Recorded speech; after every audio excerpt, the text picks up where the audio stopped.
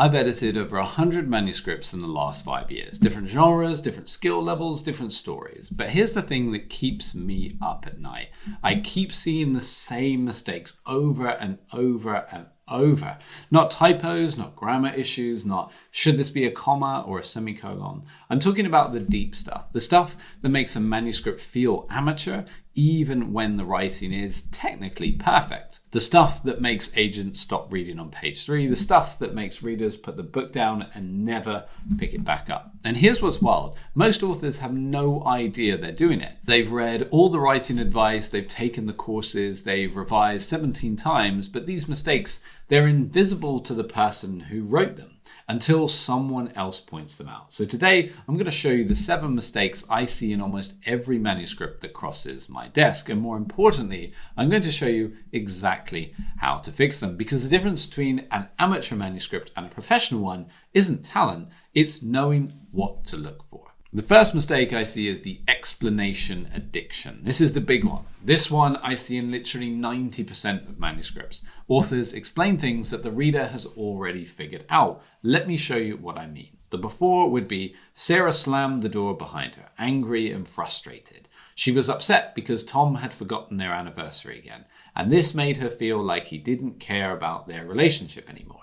Now, do you see what's happened here? We got the slam, and then that really told us everything. But then the author explained that she was angry and frustrated and why she was angry and what the anger meant. The reader already knew all of this from Slam the Door, but the author didn't trust us to get it. Here's what this becomes after editing.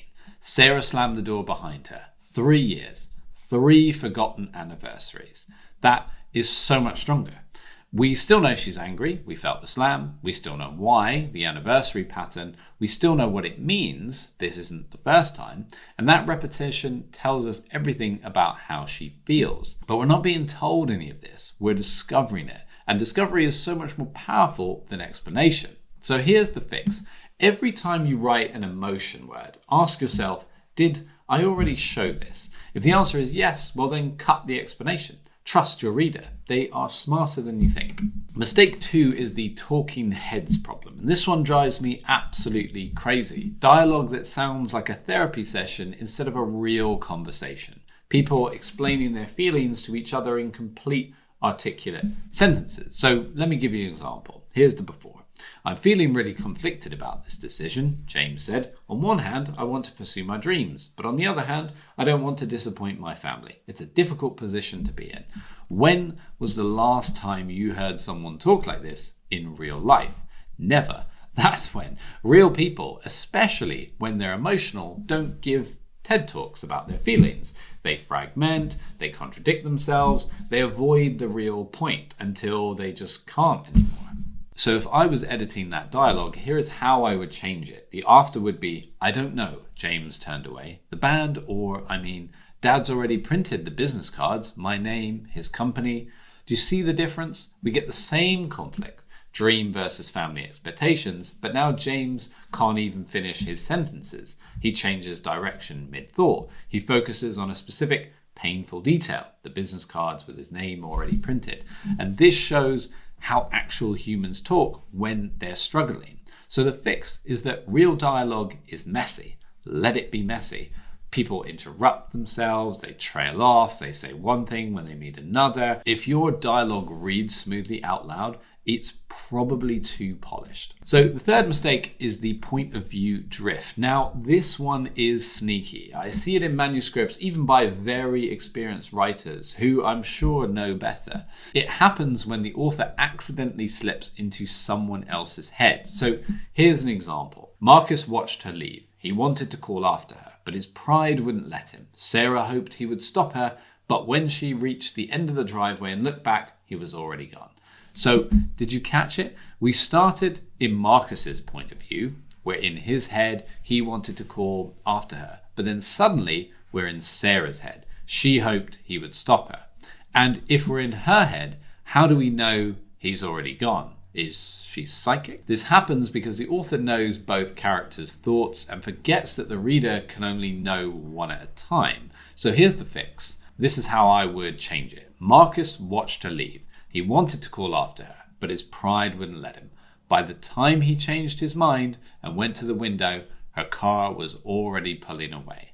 Now we stay with Marcus the whole time. We don't know what Sarah's hoping. We just see her leave. And that moment of him going to the window, that's him changing his mind, but too late. It's more dramatic, it's more focused, it's more real. The rule to keep in mind is one scene, one head. If you switch, make it a very clear break and never let yourself slip into another character's internal thoughts mid-scene. The fourth mistake is the stakes that never land. This might be the worst one on the list because you can have brilliant prose, perfect pacing, cracking dialogue, but if your stakes don't land, none of it matters. And here's what I mean. Authors tell us the stakes are high, but they don't always make us feel the stakes are high. An example would be if they didn't reach the vault before midnight, everything would be lost. The mission would fail and the consequences would be disastrous. Now, that's pretty generic. Everything would be lost, consequences would be disastrous. These are almost placeholder phrases. They're the writer's note to themselves to insert real stakes here. But sometimes that note never gets replaced with the actual stakes. Now watch what happens when we get specific. Here's how I would change it. If they didn't reach the vault before midnight, the bank's system reset would lock them out. 6 months of planning, $12,000 in equipment, and Jake's brother's bail money due at 9 a.m. Okay, now I care. Because now I know exactly what they lose. Time, money, and Jake's brother sits in jail. The last detail, the brother's bail, that's the human cost. That's what makes it hurt. So the fix here is that vague stakes sound big, but ultimately they feel meaningless. Specific stakes sound small, but feel massive and give us the human cost, the personal cost, the thing that can't be undone. That's what makes readers turn pages. Now, mistake 5 is the pacing plateau. Here's a mistake I see mostly in the middle of manuscripts. Everything slows down to the same pace. Doesn't matter if it's a tense confrontation or a quiet moment of reflection, it all moves at the same speed. Here's an example. Rachel walked into the abandoned building. The floor creaked beneath her feet. She looked around slowly, taking in the dusty furniture and broken windows. She wondered if anyone had been here recently. The silence felt heavy and oppressive. So nothing was wrong with this, except it's all moving at walking pace. Every sentence is roughly the same length. Every action takes the same amount of space. But here's the thing. Pacing should match emotion. If Rachel's scared, the prose should feel scared. So here is how I would improve it. Rachel stepped into the building. Floor creak. She froze. Listened. Nothing. Just her own breathing. Too loud in the dead air. She moved deeper in. You see what happened? The sentences got shorter, choppier. We're now in her nervous system. Floor creak instead of the floor creaked beneath her feet. She froze. In 2 words of pure tension. Listened. Nothing. Fragmented sentences that mirror her fractured attention. So the rule to follow here is sentence length equals emotional temperature. Calm moments, longer, flowing sentences. Tense moments, short and sharp. Mix it up, give the prose rhythm, let the structure reinforce the feeling. Now, the 6th mistake is the first page that starts too early. And this one really breaks my heart because I'll read a manuscript where page 7 is absolutely brilliant. The voice is there, the hook is there, the story is there, but pages 1 through 6, they're the author warming up. And here's what I mean with an example. Detective Hayes woke up on Tuesday morning and went through his usual routine. He made coffee, checked his phone, and thought about the case that had been bothering him for weeks. After breakfast, he drove to the station, greeted his partner, and sat down at his desk. That's when Captain Morrison walked in with the file. The real story starts with the file. Everything before it was just treading water. The author thought we needed to see the routine first to establish normal before we disrupt it. The truth is, we don't. So a fix for this would be the file landed on Hayes' desk at 9:47 a.m. He was still holding his coffee when Morrison said, 3 bodies, same signature as the case you never solved. Boom, we're in. We don't need the morning routine. We don't need to see him drive to work. We need the moment that changes everything. So the fix to stop this happening in your writing is start where the story starts, not where the character's day starts. So look at your first page. Now look at your 7th page. Which one makes you want to keep reading? start there. And everything else, just cut it or sprinkle it in later when we actually care. Now, mistake 7 is the overwritten everything. This is the last one, and it's the hardest to fix because it feels like you're making your writing worse, but you're not, I promise. Overwriting is when you use 3 sentences to do the job of 1. It's when you describe every detail of a room, every nuance of an expression, every layer of a feeling. It's when you're so in love with your prose that you forget to let the story breathe. So here's an example. The rain fell heavily from the dark, ominous clouds that had been gathering all afternoon. Each drop hit the pavement with a sharp, percussive sound that echoed through the empty street. The wind howled mournfully, bending the trees and sending loose papers skittering across the wet concrete like frightened animals fleeing from danger. Beautiful, right? But also exhausting. We get it. It's raining hard. It's atmospheric. But we don't need this much detail for rain, unless the rain is the main character. So watch how I would change this. I would improve it to the rain hammered down, papers scattered across the empty street. 2 scenes, the same scenes, and the same mood, but now we can move forward.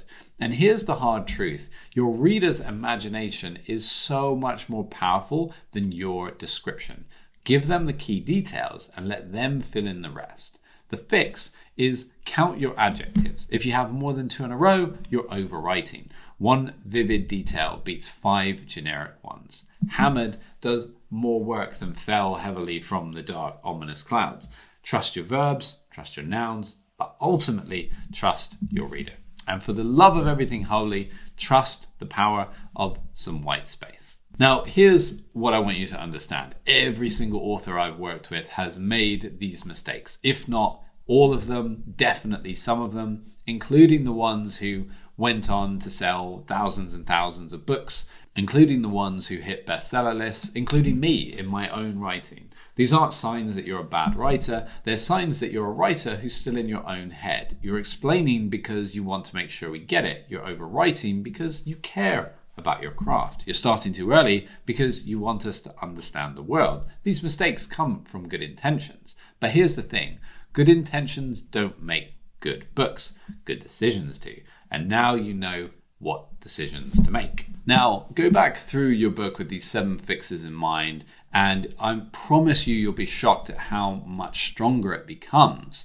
And let me know in the comments down below which of these you fixed, which of these you noticed you were doing the most, and I would love to hear what you went on to change in your book. YouTube will now be recommending another one of my writing videos to help you with your next book just here, so go ahead and watch that one next.